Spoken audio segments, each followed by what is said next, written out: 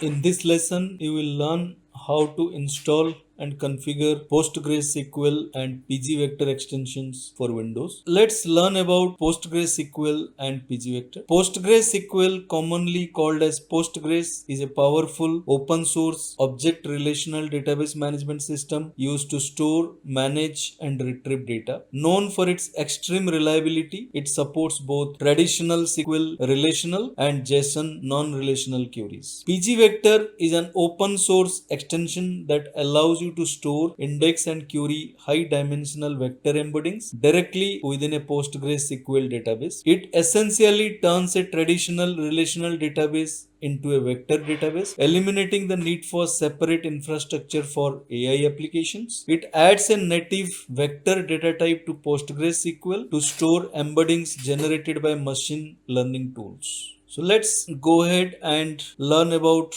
installing PostgreSQL for Windows. I have already opened the page for downloading PostgreSQL. So you can follow the same steps. Then you can choose your operating system here. I have selected the Windows. The latest version of PostgreSQL is version 18.4. So you go ahead and select your preferred version, download the installer file, and then install the PostgreSQL by following the installation steps. After you install PostgreSQL in your system, you need to add the PostgreSQL installation path in the environment variable. For that, you need to go to the run option here. As you can see in the screen, type this command sysdm.cpl. This is the command you need to type and then say OK. As you can see, this opens the system properties. You go to the advanced tab. Towards the bottom of the screen, you will find the environment variables. In the environment variables, go to the system variables. Scroll down here in the system variable section. You will find the path variable here. Just select this and click on the edit button here. It will open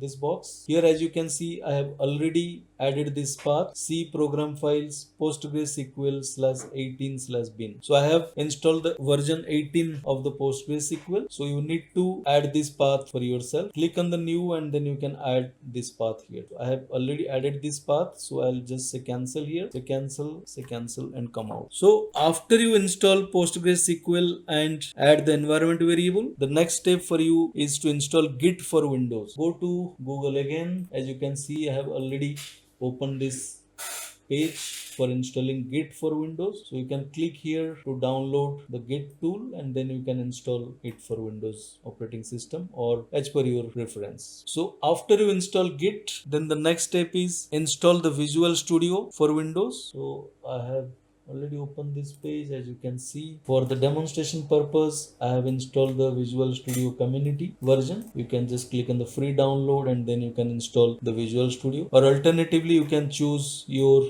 preferred version for Visual Studio and install the Visual Studio. So after you install the Visual Studio, you need to go to the Visual Studio installer here. So go to the Visual Studio installer. This is already opened here. So as you can see, this is the Visual Studio installer. So you can see the Visual Studio version that is installed in your system. You can go and click on the modify option here. As you can see, you just scroll down, you will find this option, desktop development with C++ package. You select this package, then you install it by pressing the modify button in the bottom of your screen. So this, as you can see, this will install all these components which are pre-selected here, including C++, GitHub Copilot as well. Make sure to install this package, desktop development with C++. So the next step for you is to install and configure the pgvector extensions. So for that, you need to open the command prompt, x86 native tools command prompt, just like this. As you can see, x86 native tool, you can type in here. Since it's already opened, I'm just showing this to you. You right click on this and you say run as administrator. So this is the command prompt for the Visual Studio, x86 native tools command prompt for Visual Studio. The next step is to open the command line interface for PostgreSQL. Go here and type psql. As you can see, this is the SQL cell for the PostgreSQL. So you just open this and it will open this type of screen. This is the command line interface for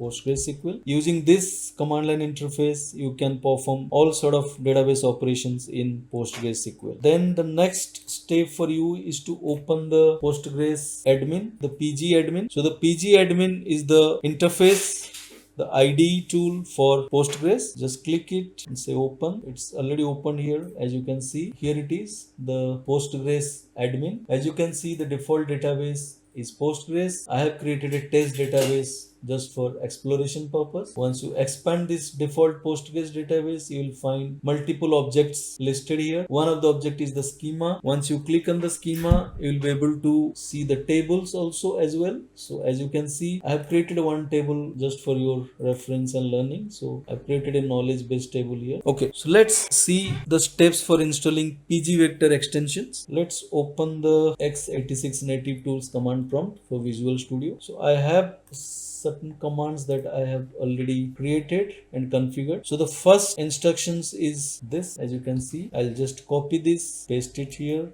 So let me open this again. x86 native tools command prompt for Visual Studio. I'll run it as administrator. So here it is. Let me show you this command one by one. So click here, just copy this command, just paste it. So the first command is to set the Postgres root. So I'm setting the pg root, the Postgres root, to my Postgres installation folder. C program files PostgreSQL/18.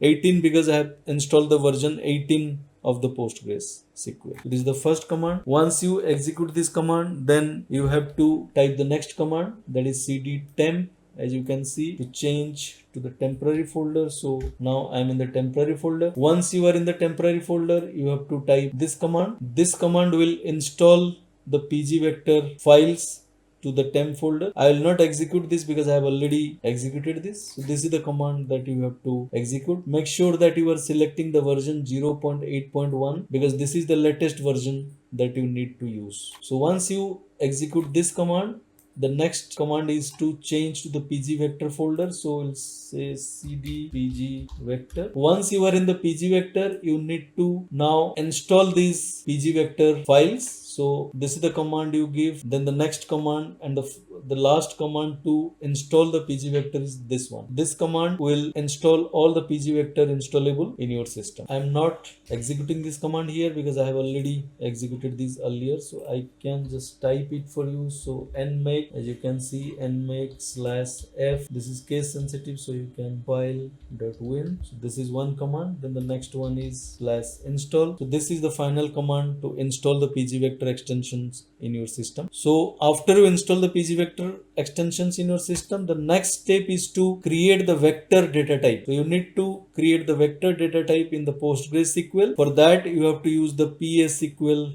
command line utility. So let's go to the command line utility here. So I'm here in the command line utility. Once you are in the command line utility, you need to give this command to create the vector data type. So I'll just paste this command. As you can see, create extension if not exist vector. So this will create the vector data type in the Postgres database, but since it has been already created for me, so you can see this message, extension vector already exists. So once you have created this vector data type in the PostgreSQL, then you can validate this by typing this /dx command. As you can see, so I'll just type it since I've already, as you can see, I've used this command earlier, so I'll just type it. So as you can see here, my vector data type is successfully created in the PostgreSQL. So this is the last step for this lesson.